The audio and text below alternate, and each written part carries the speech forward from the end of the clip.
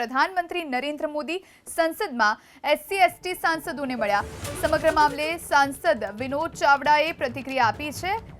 SC અને ST ક્વોટાના પેટા વર્ગીયકરણની મામલે મુલાકાત કરી હોવાની વાત તેમણે કહી। સુપ્રીમ કોર્ટના નિર્ણય પર રાજકીય ગરમાવો વધ્યો હતો।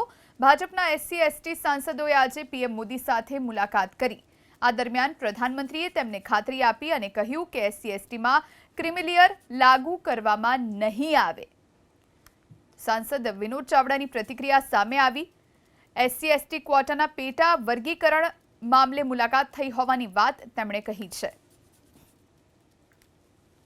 સાંસદો દેશના વડાપ્રધાન શ્રી નરેન્દ્ર મોદી સાહેબને મળ્યા હતા અને એમાં સ્પષ્ટ એમણે આશ્વસ્ત કર્યા હતા કે કોઈ પણ પ્રકારની અનામતની બાબત હોય, કોઈ પણ પ્રકારે ભારતીય જનતા પાર્ટી કે ભારતીય જનતા પાર્ટીની કેન્દ્રની સરકાર હોય કે અન્ય રાજ્યોની સરકાર હોય, આ બાબતની અંદર કોઈ પણ વિચાર કરી રહી નથી।